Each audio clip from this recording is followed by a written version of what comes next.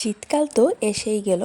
এখনও যদি আপনারাও শীতকালের শাকসবজি না লাগিয়ে থাকেন তাহলে তাড়াতাড়ি লাগিয়ে নিন। তো আজকে আমি শীতকালের কিছু শাক আর সবজি লাগাবো, আর কী লাগাবো তা আজ আমি ছোট্ট একটা ভিডিওর মাধ্যমে আপনাদের সাথে শেয়ার করব। আর কীভাবে লাগাবো চলুন দেখে নেবেন। তো এখানে আমি প্রথমে এই শীতকালের শাকসবজির কিছু সিডস বের করেছি। এগুলো কিন্তু আমি গত বছর জমিয়ে রেখেছিলাম আর আজকে আমি এগুলো লাগাবো। এখানে আছে লাই বীজ, ধনে বীজ, পালং শাকের বীজ আর মূলা বীজ। তো এগুলো কিন্তু আজকে আমি ছাদ বাগানে লাগাবো আর অনেকটা বড় জায়গাতে লাগাবো। আমি কিন্তু কয়েকদিন আগে ছাদ বাগানে শীতকালের কিছু শাকসবজির বীজ লাগিয়েছিলাম আর আজকে কিন্তু আমি আবারও এই শীতের শাকসবজির বীজ লাগাবো। আর এগুলো লাগানোর পর কিন্তু কিছু লতা জাতীয় সবজির বীজও লাগাবো। কী লাগাই সব কিছু আপনাদের সাথে শেয়ার করবো। তো প্রথমেই আমি কিন্তু এখানে কিছু গ্রো ব্যাগ রেডি করেছি আর বড় একটা গ্রো ব্যাগ কিন্তু রেডি করেছি। এটার মধ্যে আমি লাই বীজ বসাবো। তো প্রথমে আমি মাটিগুলো রেডি করে নিয়েছি আর খুবই কম মাটিতে কিন্তু ছাদ বাগানে এই শাকসবজির বীজ লাগানো যাবে, শাকসবজির গাছ লাগানো যাবে, কারণ খুব কম মাটিতে কিন্তু ছাদ বাগানে গ্রো ব্যাগ ভর্তি করার একটা সিস্টেম আছে। তো শাকসবজির বীজগুলো লাগানোর আগে কিন্তু আমি এই গ্রো ব্যাগগুলো ভর্তি করে নিয়েছি। প্রথমে আমি মাটি দিয়েছি, তারপর কিছু শুকনো ঘাস পাতা, তারপর সবজির খোসা এগুলো দিয়েছি, তারপর পুরোটা গ্রো ব্যাগ আমি মাটি দিয়ে ভর্তি করে দিয়েছি। এইভাবে গাছ লাগালে কিন্তু অনেকটা কম মাটিতে গাছ লাগানো যায় আর এই শুকনো পাতা আর সবজির খোসাগুলো পচে কিন্তু সারও হয়। তো এই দেখুন এগুলো কিন্তু আমি রেডি করে নিয়েছি। তারপর মাটিগুলো জল দিয়ে ভিজিয়ে নিলাম।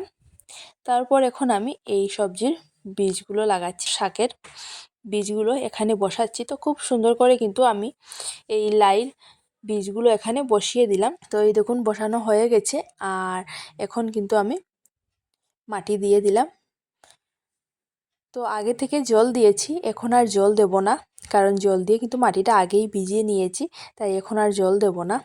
তো এগুলো কিন্তু বসানো হয়ে গেছে আর এখন বসাচ্ছি কিছু মূলার বীজ।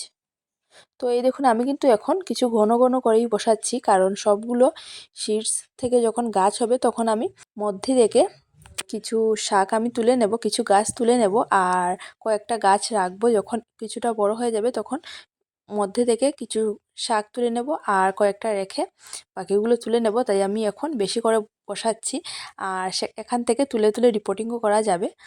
তো এই দেখুন আমি এই মূলার বীজগুলো বসিয়ে দিলাম, বসিয়ে কিন্তু মাটি দিয়ে দিলাম।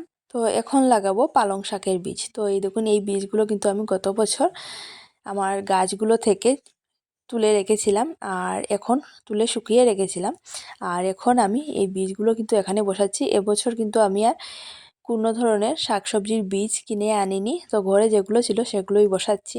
তো পরে যদি লাগে তাহলে আমি কিনে আনবো, বাজার থেকে কিনে আনবো। তো এখন আমার কিন্তু কোনো ধরনের শাকসবজির বীজ আর কিনতে হয়নি, কারণ গত বছর জমিয়ে রাখায় অনেকটা লাভ হয়েছে।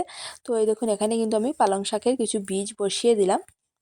তো পালং শাকের বীজ বসানোর পর সেটাও কিন্তু মাটি দিয়ে বীজগুলো ঢেকে দিলাম আর এখন বসাচ্ছি ধনেপাতার বীজ। তো এই দেখুন আমি কিন্তু কিছু ধনেপাতার বীজ কিন্তু আগে থেকে ভিজিয়ে রেখেছিলাম কয়েক ঘন্টা আগে। তো ভিজিয়ে রাখার পর এখন এই ধনেপাতার বীজগুলো কিন্তু আমি দুটি গ্রো ব্যাগের মধ্যে বসাচ্ছি। এই দেখুন, তো খুব সুন্দর করে আমি এই ধনেপাতার বীজগুলো এইভাবে বসিয়ে দিলাম। আর আগেও কিন্তু আমি আরও ধনেপাতার বীজ, তারপর লাই বীজ সব কিছু বসিয়েছি, খুব সুন্দর হয়ে গাছগুলো হয়েছে, আমি আরেকটি ভিডিওতে দেখাবো। তো আজকে আমি আরও কিছু বীজ বসাচ্ছি। তো ধনেপাতার বীজগুলো বসিয়ে দিয়েছি আর এখন আমি মাটি দিয়ে দিচ্ছি।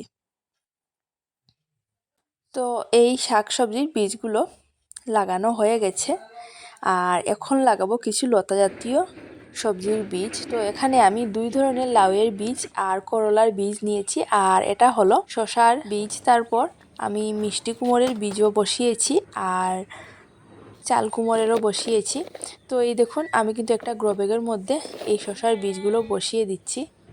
তো এখানে আমি কয়েকটি বসিয়েছি, যদি গাছগুলো হয় তারপর আমি মধ্যে থেকে বড় গাছগুলো রেখে ছোটো যেগুলো গাছ থাকবে সেই গাছগুলো তুলে আরেকটা জায়গাতে বসাবো। তো তাই আমি কয়েকটি বসিয়েছি, পরে সেগুলো এখান থেকে তুলে নেব। তারপর এখন কিন্তু আমি লাউ বীজের চারা করব আর করলার। তো এই দেখুন আমি একটা গ্লাসের মধ্যে, প্লাস্টিকের গ্লাসের মধ্যে এই বীজগুলো বসিয়ে দিচ্ছি। তো এগুলো কিন্তু আমি আগে থেকে চারা করব, চারা হয়ে গেলে তারপর সেগুলোকে গ্রো ব্যাগের মধ্যে বসাবো। তাই আমি আগে থেকে এগুলোকে এইভাবে গ্লাসের মধ্যে বসিয়ে দিলাম। এই দেখুন, তো এটা হলো এক ধরনের লাউয়ের বীজ, আর দুই ধরনের এখানে লাউয়ের বীজ আছে আর করলার বীজ। তো এগুলো কিন্তু গ্লাসের মধ্যে বসিয়ে দিয়েছি আর এখন মাটি দিয়ে ঢেকে দেব। তারপর আমি কিন্তু মিষ্টি কুমড়ের বীজও বসিয়েছি আর চাল কুমড়ের বীজও বসিয়েছি, তো সেগুলো দেখাইনি, আর একটা ভিডিওতে দেখাবো গাছগুলো হয়ে যাওয়ার পর, কারণ আমি ভিডিওটা করিনি। তো সবগুলো শাকসবজির গাছ লাগানো হয়ে গেছে। আর আজকের মতো আমার ভিডিওটা এখানেই থাক, আগামীকাল নিয়ে আসবো নতুন একটি ভিডিও। আর আজকের আমার এই ভিডিওটা যদি আপনাদের ভালো লাগে তাহলে আমার পাশে থাকবেন আর আমার চ্যানেলটি সাবস্ক্রাইব করবেন। Happy gardening.